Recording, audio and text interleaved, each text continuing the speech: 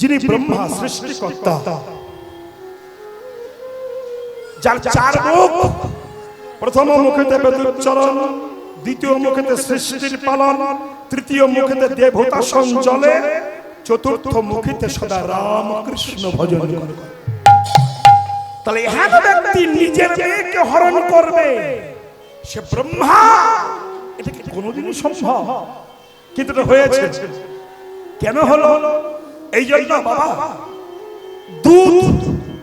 দুধের দাম 40 কেজি, 40 টাকা 50 টাকা কেজি, কিন্তু দুধ থেকে যে মন্থন করে মাখন তৈরি হয় তার দাম 2000 টাকা কেজি। কিন্তু জন্মস্থান কোথায়?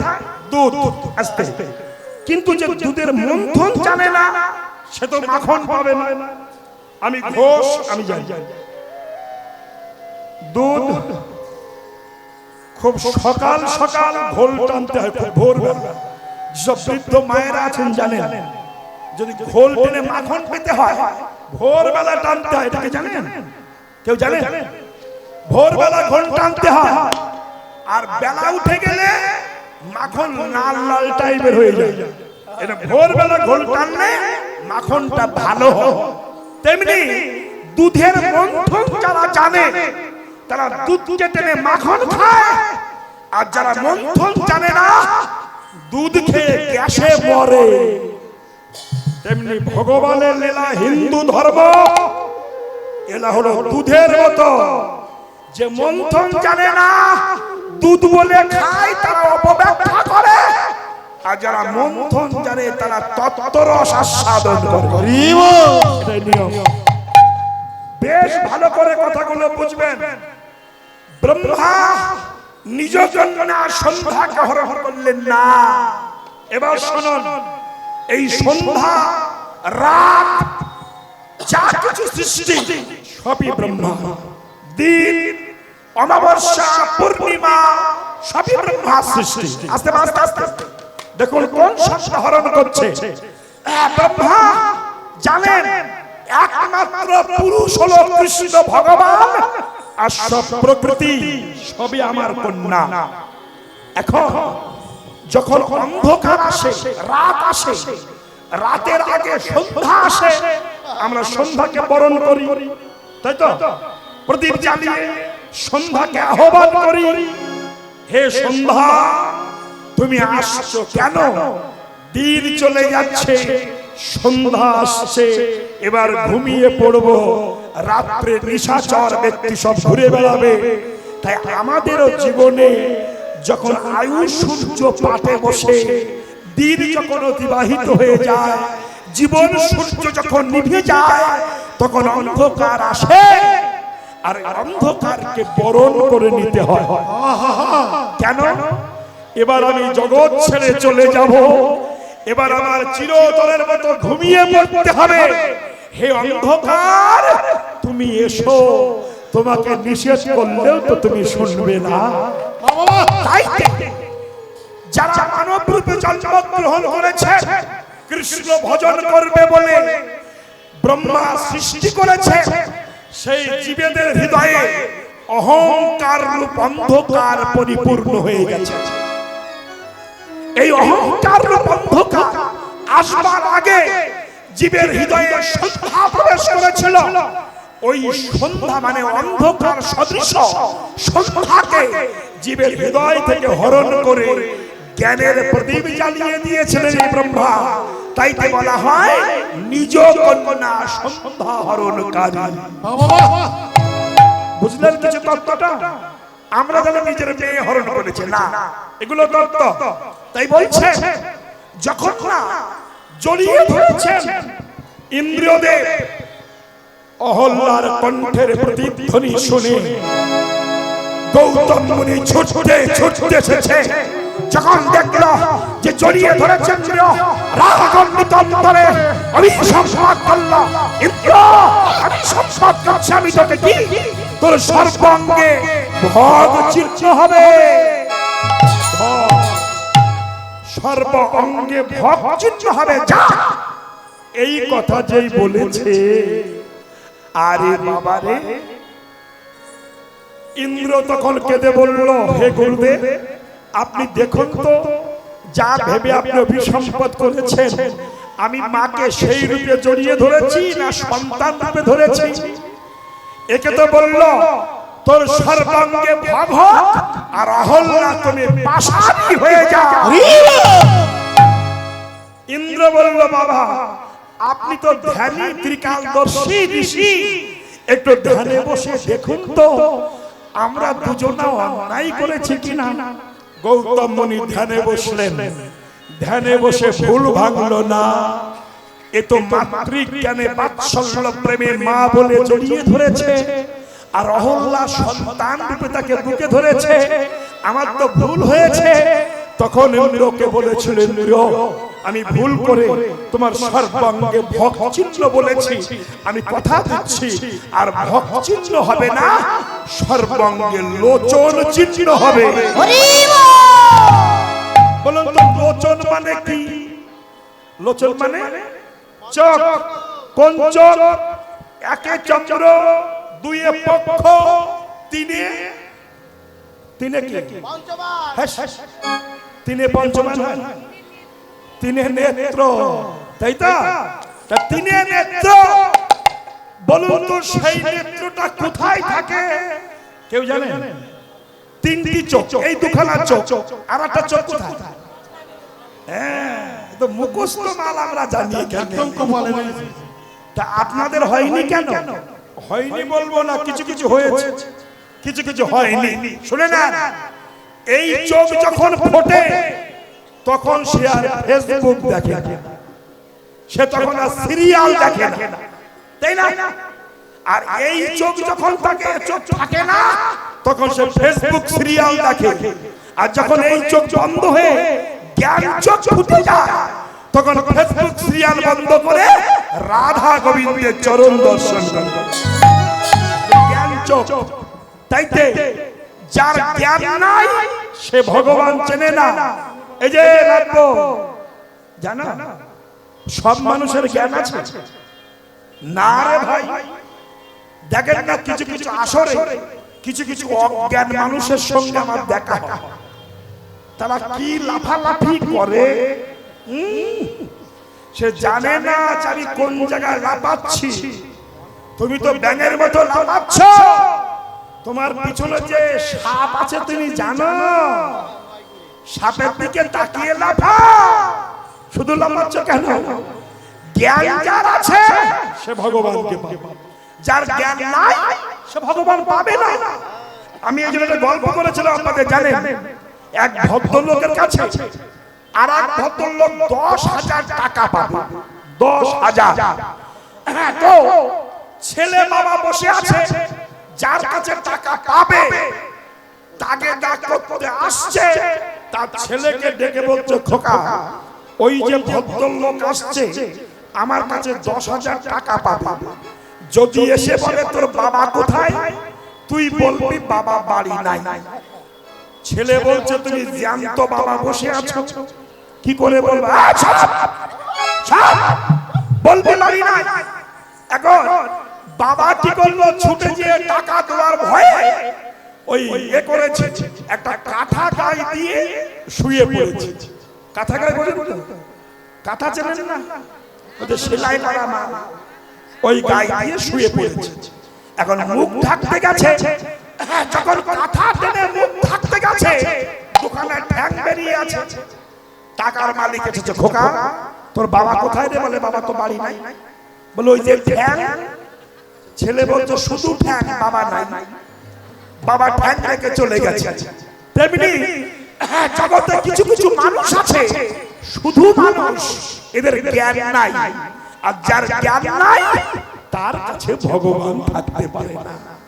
ভগবান যদি থাকে, মা শুনুন, একটু ভক্তির কাছে ভগবান বাধা পড়ে যায়।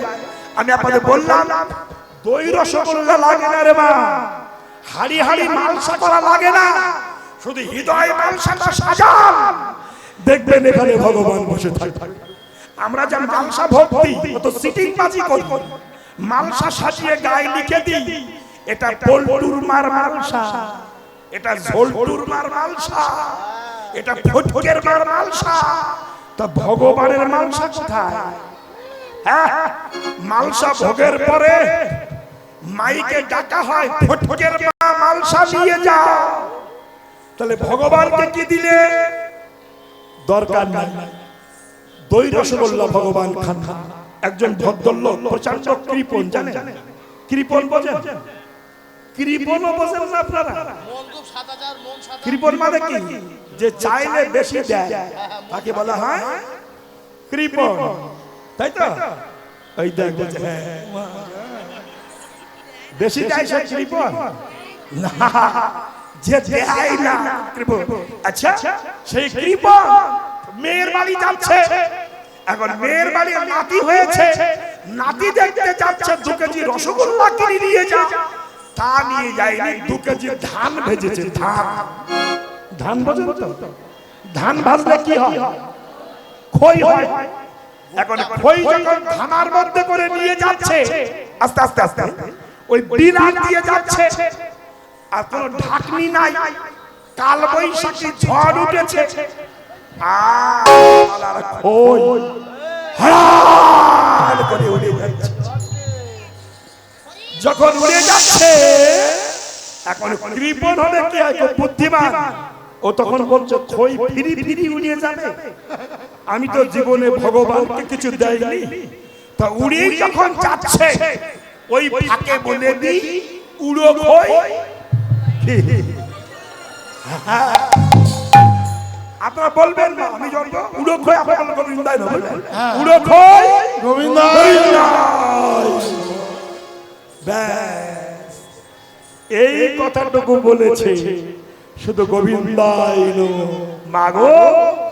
একটা কথায় কৃপা হয়ে গেছে। দেখুন, এইবার খালি হাড়ি নিয়ে বাড়ি এসেছে ধামা।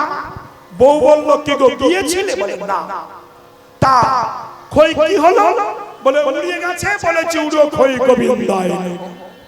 বউ বলল বাহ, তোমার মধ্যে যখন ভক্তি হয়েছে, তা আজকে সংক্রান্তি আছে। সংক্রান্তি মানে মাসের শেষ দিন। তা আজ তুমি গঙ্গায় গিয়ে গঙ্গা স্নান করে এসো, তোমার পাপ তাপ ধুয়ে যাবে। কিন্তু প্রচন্ড কৃপণ তো, গঙ্গা হলো 24 কিলোমিটার রাস্তা, ওই হেঁটে যাবে, টোটো অটোই যাবে না, 100 টাকা ভাড়া। কৃপণ মাল তো, ও হাঁটতে হাঁটতে হাঁটতে হাঁটতে গঙ্গায় গেছে, স্নান করবে। এখন তাকিয়ে দেখছে গঙ্গায় কে কিভাবে স্নান করছে। দেখে এক একজন স্নান করে, আর পান্ডাদের 100 টাকা 500 টাকা দেয়। কৃপণ ভাবে বাবা আমার দরকার নাই, আমি হেঁটে এসেছি যার জন্য, স্নান করে যদি পান্ডা টাকা দিতে হয় আমি গঙ্গায় চান করবই না। কিন্তু এসেছি ফিরে যাব, তাহলে কি করে চান আমার করতে হবে? কোথায়? যেখানে পান্ডা নাই, যেখানে লোক নাই, সেই ঘাটে স্নান করব। খুঁজে খুঁজে পেয়ে গেছি কোথায়? শ্মশান ঘাট, যেখানে লাশ ধোয়া, ওই জায়গায় কেউ নাই। মনে করলো ওখানে ডুব মেরে চলে যাব, পয়সা লাগবে না। উপর থেকে ভগবান বলছে তুই তো উড়ো খই গোবিন্দাই নমঃ বলেছিস, তোরে আমার একটু কৃপা করতেই হবে। আমি শালা পান্ডা সেজে তোর কাছে যাব, তুই কি কৃপণ আমি দেখি। এইবার ও মরার ঘাটে স্নান করে উঠেছে, আর এদিকে ভগবান পান্ডা সেজে নামাবলী গায়ে দিয়ে দাঁড়িয়ে আছে। ও যেই ডুব মেরে কুলের দিকে তাকিয়েছে, আর পান্ডা বলছে দাও টাকা দাও। ও চোখ মোটা হয়ে গেছে, আমি টাকা দেব না বলি মরার ঘাটে স্নান করলাম, তুমি টাকা চাচ্ছ কেন? এই ঘাটে তো কেউ স্নান করে না। ভগবান যে পান্ডা সেজেছে তো জানে না। তখন পান্ডা বলছে এই ঘাটে, এটা হলো স্পেশাল ঘাট, এই ঘাটে স্নান করলে 2001 টাকা লাগে। শালা কৃপণের বুকের মধ্যে আগুন ধরে গেছে, বলছে আমি 100 টাকা দেব না বলে স্নান করলাম না, আর 2001 টাকা। বলল ঠাকুর ক্ষমা করিয়ে দাও, আমার কাছে নাই। ঠাকুর বলছে দেখো, স্নান করলে দিতে হয়, তুমি 1 সপ্তাহ পরে দিও। কৃপণ বলল তাহলে আমার বাড়ি যেও। ও জানে বাড়ি তো চেনে না, ঠিকানা উল্টো পাল্টা দিয়েছে, কিন্তু অন্তর্যামী ভগবান সব তো চেনে। ও ঠিকানা দিয়ে বাড়ি গেছে, এক সপ্তাহ পরে সেই ঠাকুর উপস্থিত হয়েছে। কৃপণ কৃপণের বউ বলল, শোনো, একজন মামা বলি গায়ে দিয়ে এসেছে তোমার কাছে, নাকি 2000 টাকা পাবে। ওই কৃপণ বলছো সব বলা, ঠিকানা জানলো কি করে? আমি তো ঠিকানা দেইনি। আস্তে আস্তে আস্তে এবার কি হবে? বউকে শিখিয়ে দিচ্ছে, তুই কাজ কর। কি? তুই তোর এই বুকের একটা আঁচল, এই সব হাড় ফাড় খোল, একটা আঁচল নামিয়ে দিয়ে এরকম করে চুল ছেড়ে দিয়ে স্বামী শিখিয়ে দিয়েছে। ঝাঁপ মেরে গিয়ে পড়, আমার স্বামী হয়তো পারবে না। ঠাকুর যেই ঝাঁপ মেরে পড়েছে, ঠাকুর বলছে, মা ওঠ, কি হয়েছে? বলছে, ঠাকুর স্বামী হয়তো বাঁচবে না, অবস্থা খুব খারাপ। ঠাকুর বলল, অন্তর্যামী সব তো জানে। বলছে, মা কাঁদিস না, সুস্থ হোক, আমি 1 সপ্তাহ পরে আবার আসবো। ছাড়বে 1 সপ্তাহ পরে ঠিকুস ঠিকুস ঠিকুস করতে করতে সেই ঠাকুর আবার এসেছে। এই মা, তোর স্বামী কোথায়? বউ ছুটে যেয়ে বলছে, সেই যন্ত্র আবার এসেছে। কার কাছে বাকি করে এসেছো? তখন স্বামী শেখাচ্ছে, এইবার সম্পূর্ণ কাপড় খুলিয়ে দিয়ে, মানে এইটা পজিশন, এইবার সিঁদুরটা এরকম করে মুছে নিয়ে চুল ছেড়ে পায়ে যেয়ে বল, সে আর নাই। কিরকম চিটিং বাস্তাই দেখো, একেবারে এসে ঠিক ওই মূর্তিতে ঝাঁপিয়ে পড়ে বলছে, ঠাকুর আর নাই।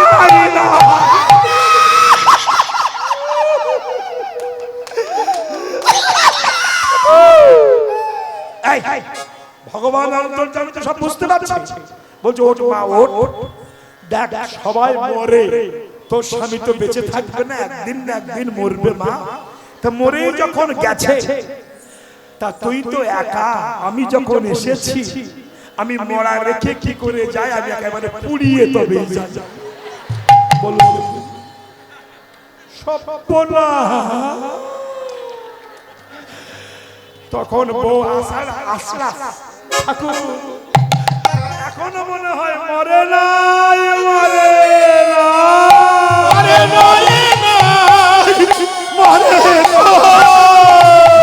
একটু একটু বেঁচে আছে,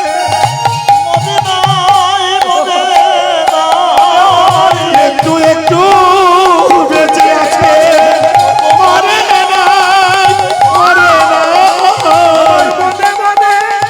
এই মনে হয়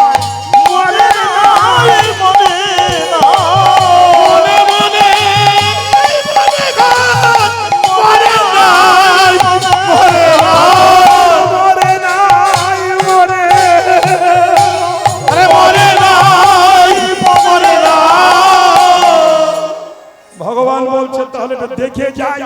আস্তে যেয়ে দেখে, হ্যাঁ শালা সত্যি মরার মতো পড়ি আছে, বা মাসি গালের মধ্যে যাচ্ছে, তা হাত এত কৃপণ যা বর্ণনা করা যায়। ভগবান যে নাড়ি ধরেছে, দেখে ভিতরে জ্যান্ত আছে, বাইরে মরে গেছে। তখন বলছে, মা কৃপণ মানুষ এর চেয়ে বেশি মরে না, এই পর্যন্ত মরে, তা আমি পুড়িয়েই যাব। ও মাল চুপ করে শুয়ে নড়েই না। এইবার ভগবান নিজে আসে, বাঁশ কেটেছে। কার পাল্লায় পড়েছে? শালা ভগবান বাঁশ কেটে বেড়াচ্ছে। হ্যাঁ, এইবার বাঁশ কেটে খাসা তৈরি করেছে।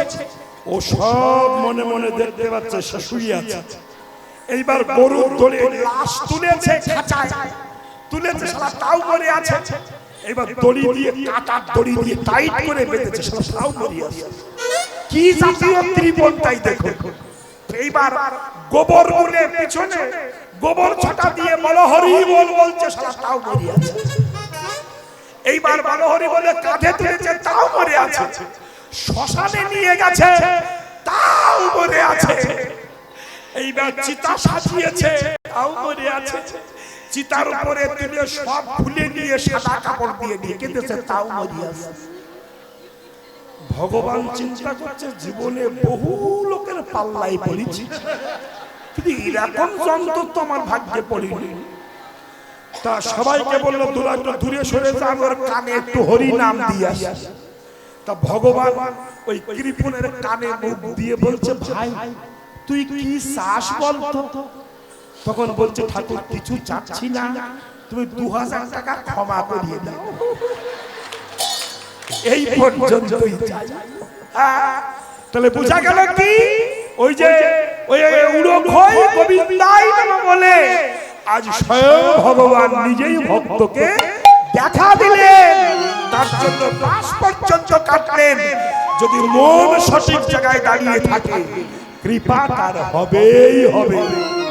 কিন্তু বাবা, আমরা হরিনাম শুনি বটে, কিন্তু বলুন তো, হিন্দু জাতি জীবনে কোনোদিন এক হয়েছে কি? হয়? 4খানা ব্যাঙ এক জায়গায় দাঁড়িয়ে থাকে, 4টে হিন্দু এক জায়গায় থাকে, জানেন? 4 জন একটা মরা কাঁধে নিয়ে শ্মশানে যাচ্ছে। বলো হরে হরি বল, বলো হরে। যাচ্ছে আস্তে, যেতে যেতে শ্মশান ভুলে গেছে, মরা কাঁধে আছে, ঝগড়া বাঁধিয়েছে 4 জন। এই মনে হয় শ্মশান পিছনে রেখে এসেছে, বলছে চুকার, শ্মশান সামনে। আর একজন বলছে না, আমার শ্বশুরকে পুড়িয়ে গেছে, 1 সপ্তাহ আছে, শ্মশান ডান সাইডে। আর একজন বলছে না, বাঁ সাইডে। এত ঝগড়া বাঁধিয়েছে, ওদের ঝগড়া শুনে মরা উঠে বসে বলছে, আমার নামিয়ে দামি হেঁটে শ্মশানে যাচ্ছে। আমাদের হিন্দু ধর্মের অবস্থা করে তুমি, এদের কেউ কারোর এক নাই, যে যা বলে তাই মনে করি সঠিক বলছে। আর আমাদের ভাব দেখে ভগবান বলছে, তোরা ছেড়ে দে, আমি হেঁটে শ্মশানে যাই। এই তো লীলা মাগো। তাই তত্ত্ব হওয়ার প্রয়োজন আছে। যখন রামচন্দ্রকে বলেছিল আস্তে আস্তে আস্তে ভগ চিহ্ন হোক, মানে সর্বাঙ্গ লোচন হোক, চোখ হোক, মনে আছে তো? কেন বলুন তো চোখ চাইলো?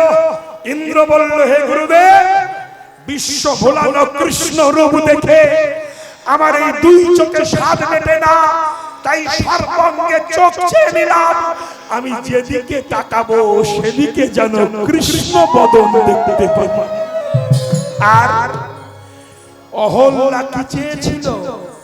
যে প্রভু তুমি কথা দাও, আমি পাশানি হয়ে থাকবো, কবে উদ্ধার হব কবে? গৌতম বলেছিল, ত্রেতা যুগে রাম অবতারে রামচন্দ্র এসে, রাম যেদিন তোমাকে পদে স্পর্শ করবে, রামের পদে স্পর্শ তুমি অহল্যা উদ্ধার হয়ে যাবে। এইবার সত্যের পরে দাপার আসবে, তারপরে ত্রেতা, অনেক ব্যাপার। এই গৌতম মুনির স্ত্রী, এই পুত্রের নাম ছিল সত্যানন্দ। এই সত্যানন্দ সে দেখছেন মা পাশানি হয়ে পড়ে আছে। বাবাকে প্রশ্ন করলো, বাবা মায়ের অবস্থা এমন কেন? বলে, ভুল করে আমি সম্পদ করেছি। উদ্ধার হবে কবে? ত্রেতা যুগে রাম আসবে, পদে স্পর্শ করবে, উদ্ধার হবে। বলে, সেটা করে 1 যুগ পরে, দাপরের পরে ত্রেতা, তাহলে কি হবে? তখন সত্যানন্দ যুগমাতার সাধনা করলেন। যুগমাতার সাধনা করে দাপরকে পিছিয়ে দিয়ে ত্রেতাকে আগে এনে রামচন্দ্রকে তৈরি করে মা অহল্যাকে উদ্ধার করলেন। দেখেছেন? এইবার সেই অহল্যা পাশানি হয়ে রাস্তার উপরে ঘণ্টা দিয়ে দাঁড়িয়ে আছে। বিশ্বামিত্র লক্ষণ চলেছে মিথিলা।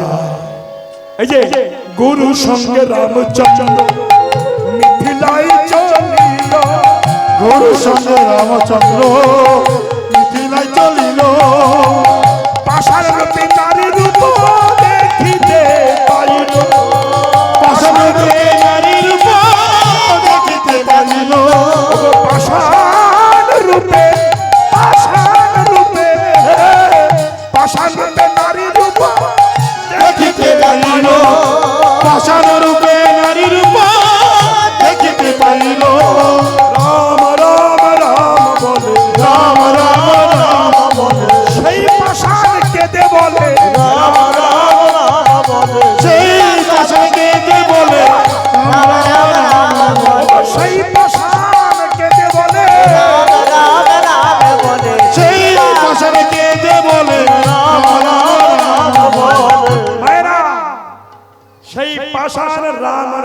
জপ করছে।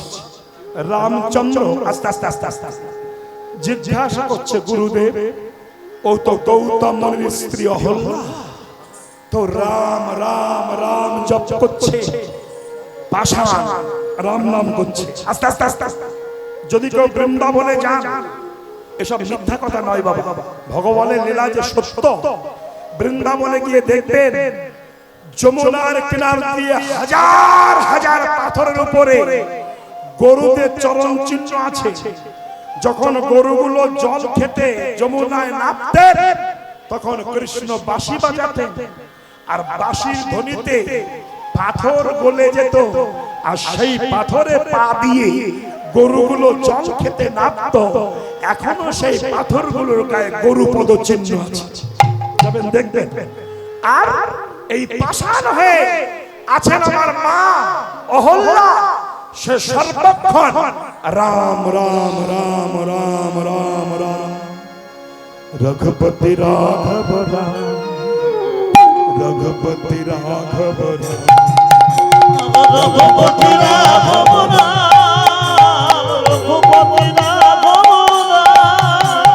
জয় সীতারাম জয় সীতারাম, জয় সীতারাম জয় সীতারাম, জয় সীতারাম জয় সীতারাম, জয় সীতারাম জয় সীতারাম, জয় সীতারাম জয় সীতারাম, রঘুপতি রাঘব সীতারাম, রঘুপতি রাম সীতারাম, রঘুপতি রাঘব সীতারাম, রঘুপতি রাম সীতারাম, রাম নারায়ণ রাম নারায়ণ, রাম নারায়ণ রাম রাম নারায়ণ রাম নারায়ণ, রাম নারায়ণ রাম নারায়ণ, রাম নারায়ণ রাম নারায়ণ,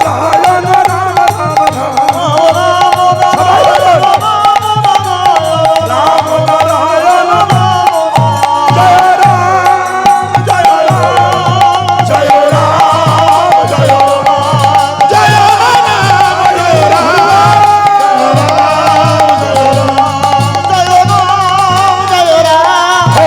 রাম জয় রঘুপতি রাঘব রামচন্দ্র কি জয় সীতা মাই কি। বেশ মায়েরা, যখন রাম রাম নাম গাইছে, গৌতম মুনি বলল, রাম তুমি একটু পদস্পর্শ করো, আস্তে আস্তে তুমি পদস্পর্শ করলে মা অহল্যা উদ্ধার হয়ে যাবে। কিন্তু রামচন্দ্র বলছে, প্রভু আমি পারবো না। কেন? এক তো ব্রাহ্মণের কন্যা, তাতে আবার মুনি পত্নী, আমি পদস্পর্শ করলে অপরাধী হয়ে যাব, আমি পারবো না। বিশ্বামিত্র দেখলো যদি রাম পদস্পর্শ না করে তাহলে তো অহল্যা উদ্ধার হবে না। ছলে বলে কোলে কৌশলে রামের পা স্পর্শ করাতেই হবে। তাই বিশ্বামিত্র বলছে, রাম তুমি যদি পদস্পর্শ না করো তাহলে পাথরকে প্রদক্ষিণ করো। প্রদক্ষিণ বোঝেন? বলুন তো কি? ঘোড়া ঘোড়া। কেন? বিশ্বামিত্র জানে যখন রাম প্রদক্ষিণ করবে তখন আমি পবন দেবকে ডাক দেব, হে পবন দেব তুমি প্রবল গতিতে এসো, এসে আমার রামচন্দ্রকে ফেলে দাও। এমন ভাবে ফেলবে যেন রামের পাখানা মা অহল্যার অঙ্গে স্পর্শ পেয়ে আমার মা অহল্যা যেন উদ্ধার হয়ে যায়। গুরুদেবের কথা মতো রামচন্দ্র প্রদক্ষিণ করছে, আর এই প্রদক্ষিণ দেখে স্বর্গ হতে দেবী দেবতারা পুষ্পবৃষ্টি করছে, দেবীরা উলধ্বনি করছে, ভক্তগণ হরিধ্বনি করছেন, ভক্ত ভগবানের লীলা দর্শন করছে। অপূর্ব লীলা।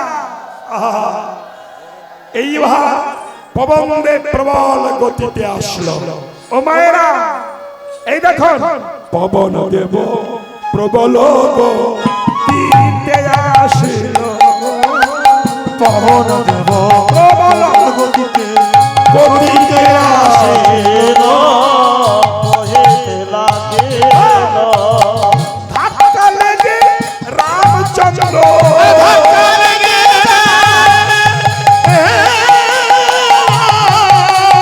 রামচন্দ্র পাশানে পড়িল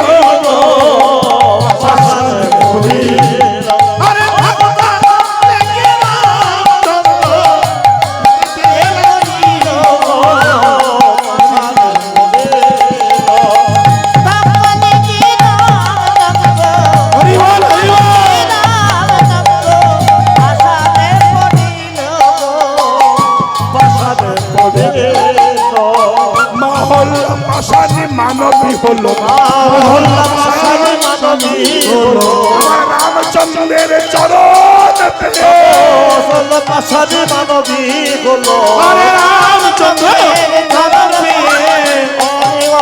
মানবী হলো রামচন্দ্র চরণ পেয়ে মহল্লা পাশানে মানবী হলো রামচন্দ্রের চরণ পেয়ে প্রেমানন্দে হরি হরি মহল্লা পাশানে মানবী হলো প্রেমানন্দে হরি বলো মহল্লা পাশানে মানবী হলো রামচন্দ্র চরণ পেয়ে রামচন্দ্রের চরণ পেয়ে মা হল্লা সতী কি মায়েরা অহল্লা পাশানি থেকে উদ্ধার হয়েছেন। এবার জায়গাটা একটু শুনুন। উদ্ধার হয়ে অবনত মস্তকে মানে মাথাটা নিচু করে রামচন্দ্রের সম্মুখে উপস্থিত হয়েছেন।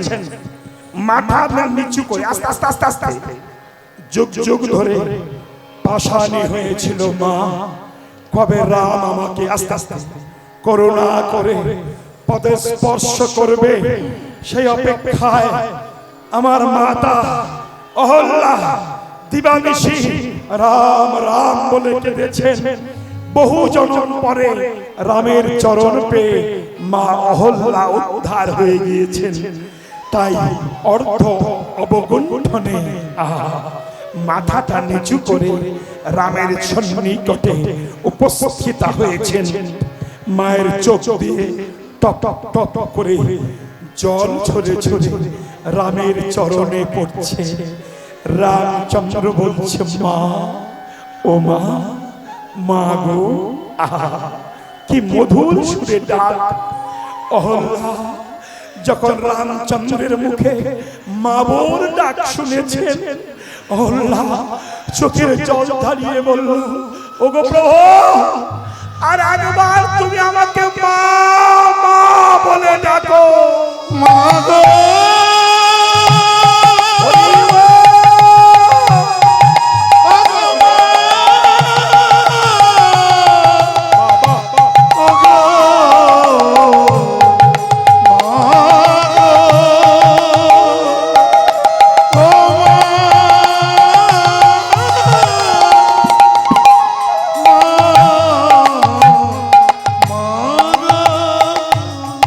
মধুর সুরে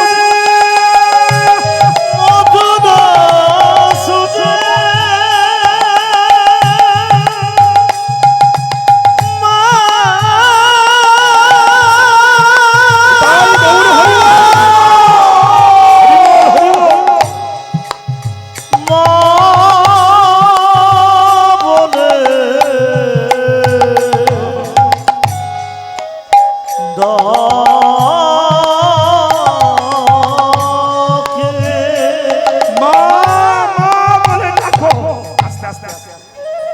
মা বলে ডেকেছে। অহল্যার কথা শুনে রামচন্দ্র বলল মা তুমি আমার কাছে কিছু চাও। এই দেখুন মা কি চাইছে ভালো করে শুনবেন। তখন তো অহল্যা বলতে পারতেন যে হে রাম আমার গাড়ি বাড়ি দাও না, তা চাইছে না। কি চাইছে শুনে না। ভক্ত যারা ভগবানের কাছে ধনৈশ্বর্য চায় না তারা একটু মন দিয়ে শুনবেন। জেলখানার কয়েদি মানে বোঝেন? বলুন তো কয়েদি মানে কি? আসামি, বুঝলেন? আসামি মানে যে স্বামী না, তাকে আসামি বলা হয়। এই আসামি কে জেলখানার অফিসার বলছে, শোন, তোদের দুর্দশা দেখে আমার খুব দুঃখ হয়েছে ভাই। আমি আগামী কল্লপ্রাতে গাড়ি ভর্তি করে মাল আনবো, তোদের চাই যে যা চাইবি আমি তাই দেব। আস্তে আস্তে আস্তে এইবার কয়েদিরা খুব আশা করে আছে অফিসার মাল আনবে।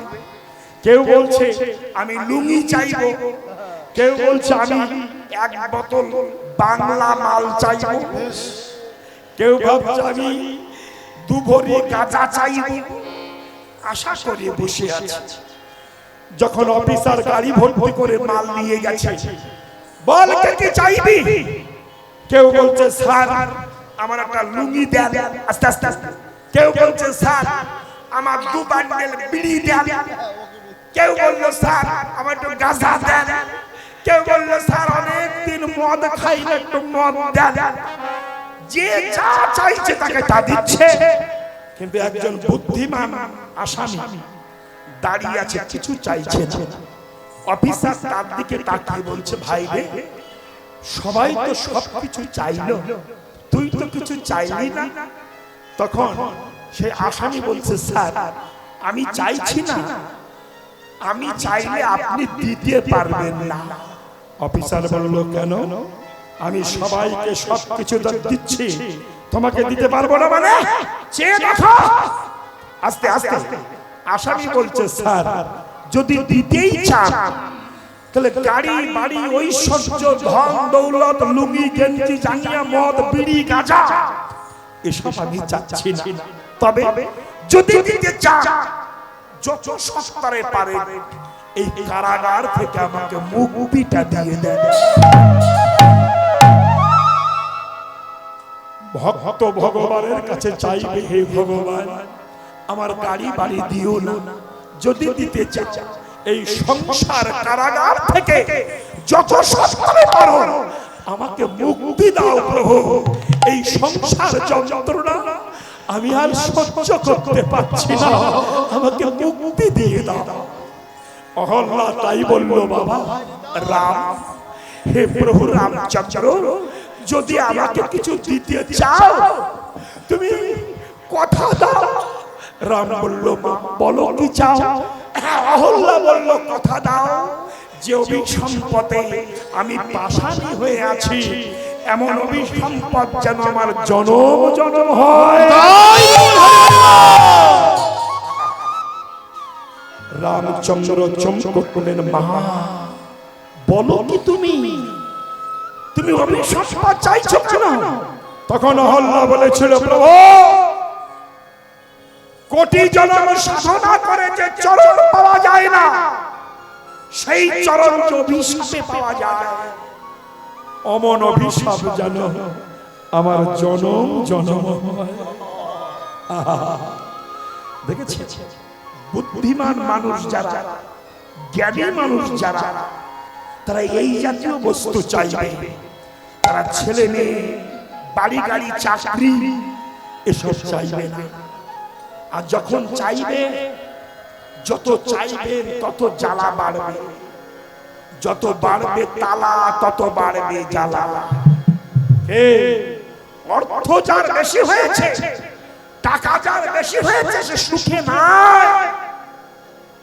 একটু কাগজ টিভির দিকে তাকা, কোটি কোটি টাকার মালিক তারা আজ কোথায়, কোন জায়গায় বাস করছে ভাবু।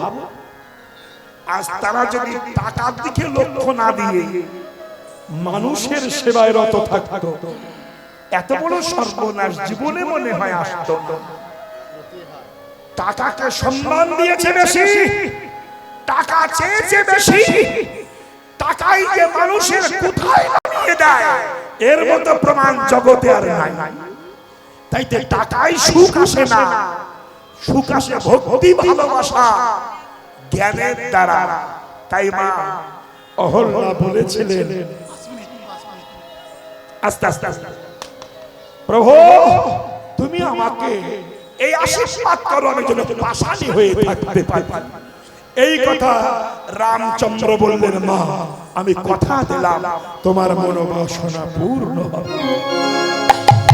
এই যে পাশানি মেয়ে ছেলে হয়েছে, ও বৌমা, চতুর্দিকে ছড়িয়ে গেছে, রাজা দশরথের ছেলের পা লেগে সব পাথর মেয়ে ছেলে হয়ে যাচ্ছে। এটা সাপ্লাই হয়ে গেছে। এখন ওই মিথিলায় যেতে গেলে একটা নদী পার হতে হতো, বুঝলেন? আর নদীর মাঝি ছিল, তার নাম মাধব। এই যে কার্তিকের মা, ভম্বলের মা, আমার দিকে তাকা। ওই মাধব পারাপারি করতো পাটনি। এখন ওই মিথিলা পার হবে রাম। এইবারে পাটনি মানে মাধবের বউ, ও বলে দিয়েছে, শোনো, আস্তে আস্তে আস্তে আস্তে আস্তে আস্তে, ও স্বামীকে ডেকে বলছে, শোনো তুমি তো পারাপারি করো, মরণ তোমার তো জ্ঞান কম, ওই রামকে যেন পার করো না, ঠিকানা নিয়ে পার করো। রাজা দশরথের ছেলে, লিখে নাও, ওর পা লেগে পাথর মেয়ে ছেলে হয়ে যাচ্ছে। আর তুমি যদি ভুল করে ওই রামের পা নৌকায় তোলো, আর ওই পা লেগে যদি নৌকা মেয়ে ছেলে হয়ে যায়, তোমার বিয়ে করতে হবে, করলে শালা সতীনীর ঘর আমার করতে হবে। শালা শয়তান মানুষের শয়তান বুদ্ধি। আমি কিন্তু সতীনীর ঘর করতে পারবো না বলে দিলাম। সতীনীর ঘর করা যে কি জ্বালা। মা তোমাদের সতীন আছে নাকি? নাই তো, সামনে নাই, পিছনে আছে নাই। আস্তে শোনো, সতীনীর ঘর দুঃখের ঘর। আমার একটা কথা মনে পড়েছে, বলবো? বলি না, থাক, আজ আর বলবো না। শোনো ভাইরা, ও মা সকল, ভাবতে পারবে, আস্তে আস্তে আস্তে, সতীনীর ঘর হলো দুর্দান্ত ঘর। এক ভদ্রলোকের দুই বউ, আর দুই বউ মানে সতীন। আচ্ছা, সতীন কোনদিন এক থাকে, ঝগড়া হয় না? কিন্তু দশরথের তো কয়েকটা বউ ছিল, তাদের মধ্যে ঝগড়া ছিল ছিল না? এই দেখো, দুই সতীন ঝগড়া সব সময় করে। বড় বউ বলে স্বামী আমার, ছোট বউ বলে আমার। ছোট বউর কথা শুনে বড় বউ বলে আমি 7 পাকের বউ। ছোট বউ বলে তুই পুরনো ক্যাসেট, তোরা চলে না। এই ঝগড়া বেঁধেই থাকে। এখন স্বামী গেছে চায়ের দোকানে চা খেতে, দুই বউ ঝগড়া বাঁধায়, ও বলে আমার, ও বলে আমার। এই আমার আমার করে সর্বনাশ। তখন বড় বউ বলছে, দেখ ঝগড়া করে লাভ নাই, আজকে স্বামী চা খেয়ে রাত্রে যার ঘরে ঢুকবে স্বামী তার। ভালো। এখন ছোট বউ আর বড় বউ রাত জেগে বসে আছে, চা খেয়ে বাড়ি আসে না, রাত 11টা, অন্ধকার রাত, ও চা খেয়ে বাড়ি আসছে না। আর দুই বউ দরজা খুলে দাঁড়িয়ে আছে। এই ঠিক মাঝখানে পার্টিশন, এই পাশে দরজা, এই পাশে ছোট বউ, এই পাশে বড় বউ, মাঝখানে পার্টিশন। এর আবার কিন্তু প্লাস্টার করা হয়নি, বুঝতে পেরেছেন? প্লাস্টার ছাড়া পার্টিশন। ওরা দুই বউ বসে আছে, দাঁড়িয়ে আছে। আসলে আমি টেনে ধরবো আগে আমার ঘর, বড় বউ ভাবছে আমি আমার ঘরে টেনে ধরবো, এই চিন্তায় বসে আছে। এই সময় একটা চোর গায়ে মোবিল মেখে কাঁসা মেরে যাচ্ছে। দুই সতীন মনে করলো ওই আমাদের মাল এসেছে। ও এদিক দিয়ে বলছে আমার ঘরে এসো, ও বলছে আমার ঘরে এসো, ও বলে আমার ঘরে এসো, ও বলে আমার ঘরে এসো। চোর মনে করে জীবন ভর চুরি করলাম, ডাকা ডাকি কেউ করে না, ব্যাপারটা কি বাবা, সে যে কি জ্বালা। দেখি তো যেই গেছে রে ভাই, দুই বই দু হাত ধরেছে। এ বলছে মাঝখানে পার্টিশন প্লাস্টার করা নেই, এ বলে এদিকে, বলে ওইদিকে। আর এই প্লাস্টারে খোঁচা লেগে বুকে আগুন ধরিয়ে দিয়েছে, রক্ত মাংস বেরিয়ে খাসা পর্যন্ত দেখা যাচ্ছে। এ বলে আমার ও বলে যেতে পারছে না তো, এখানে অবস্থা খুব খারাপ। বড় বউ বলল হাত ধরে টানলে হবে না, হাত ছেড়ে দিয়ে পা দিয়ে ধর। এইবার দুই পা ধরে বলছে আমার দিকে এসো, আমার দিকে এসো। বলুন এই জায়গার অবস্থা তো, এবার পা ধরে টানছে। এবার ভাবুন তার অবস্থা কি। এদিকে এদিকে হঠাৎ স্বামী চা খেয়ে বাড়ি আসছে, দেখে শব্দ শোনা যাচ্ছে, এদিকে এদিকে যে দেখে আমার দুই বউ একটা পর পুলিশ ধরে টানায়। তখন চোর হাত মারা, মালিক একটু জল মুখে দিয়ে একটা চেয়ার দিয়েছে, বসো। তুমি কে? আমি চোর। তা তুমি এখানে কেন? চোর বলছে বাবু আপনার প্রশ্নের উত্তর আমি দেব, আপনি আমার উত্তরটা দেন তো। কি? আমি একদিনের টানে নিচে উপরে আগুন ধরে গেছে, আপনি এই টান সারা জীবন সহ্য করছেন? সতীনীর ঘর হলো ভয়াবহ। দেখো তাই রামচন্দ্রকে যদি পার করো, ওর পা লাগে নৌকা মেয়ে ছেলে হয়ে যাবে, আর বিয়ে করলেই আমার সতীনী ঘর করতে হবে, ঠিকানা দিয়ে পার করবে। মাধব নৌকা নিয়ে বসে আছে, এমন সময় বিশ্বামিত্র ডাক দিয়েছে, মাধব ও মাধব।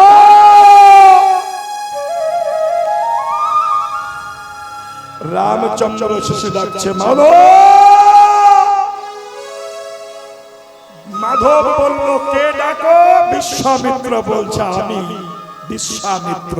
বেশ, বাছাইটা ওটাকে, ওটা লক্ষণ, ডাইনে ওটা রাম। মাধব বলল তাহলে এই সেই রাম? বলে হ্যাঁ। বাবা আমি ওকে পার করতে পারবো না। কেন? আমার বউ বলেছে সতীনীর ঘর করবো না। কেন?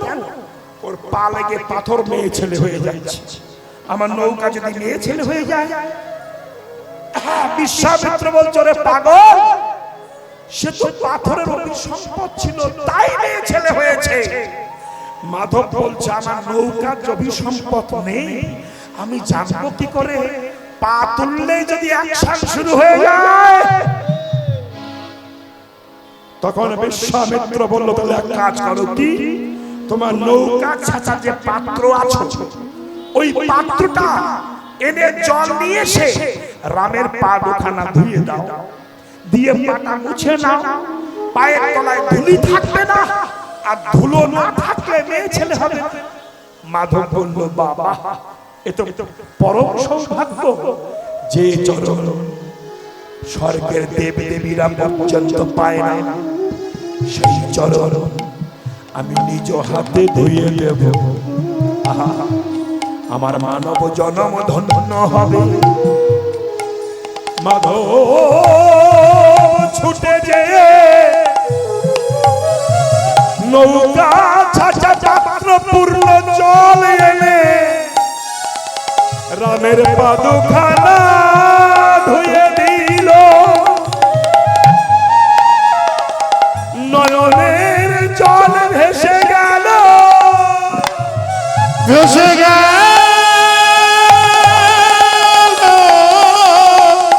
ওগো রাম কৃপা করো বলে,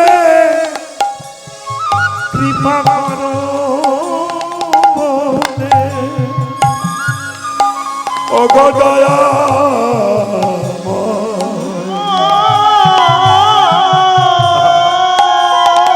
ওগো দয়াময়, ওগো দয়া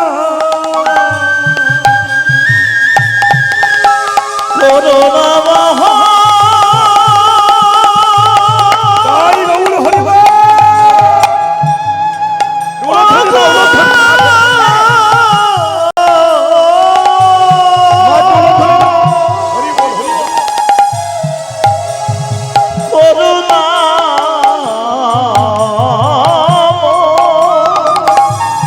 ওগো দয়াময়, আমার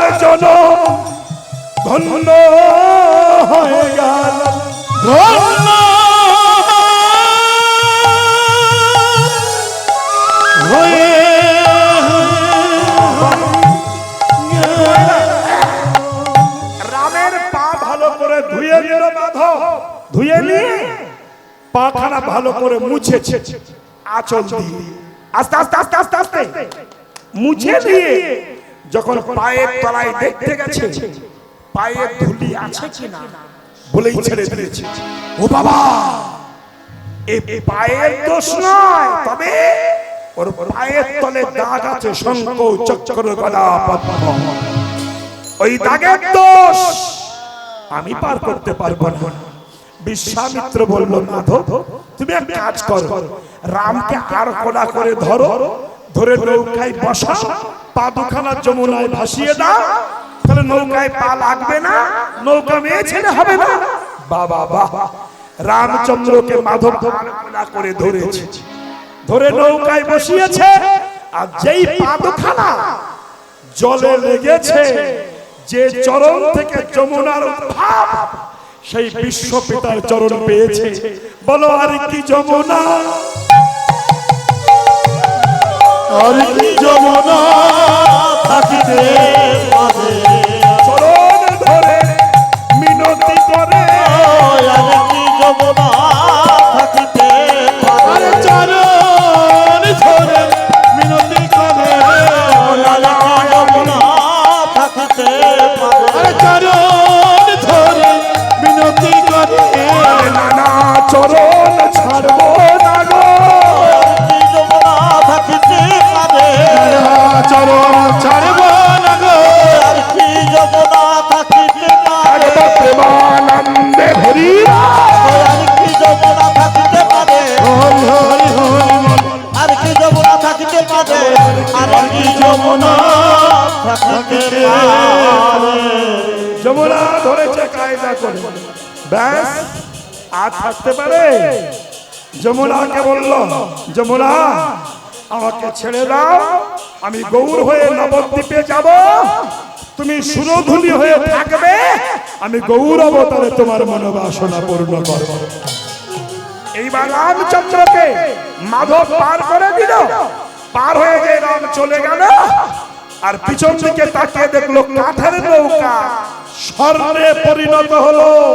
মায়েরা, এবার ভক্ত আর ভগবানের মিলন হইল, আরে ভক্ত রে ভগবানের মিলন হইল, ভক্ত আর ভগবানের মিলন হইল, ভক্ত রে ভগবানের মিলন হইল, ধ্বনি করো সবে হরি হরি বলো, হরি করো সবে হরি হরি করো, ধ্বনি করো সবে হরি হরি বলো, হরি করো সবে হরি হরি বল, হরি করো সবে হরি হরি করো, রাধা গোবিন্দ লীলা এখানে রহিল, রাধা গোবিন্দ লীলা এখানে রহিল, আনন্দে সবাই মিলে হরি হরি বল, প্রেমানন্দে সবাই মিলে হরি হরি বল, আনন্দে সবাই মিলে, প্রেমানন্দে সবাই মিলে হরি হরি বল, হরি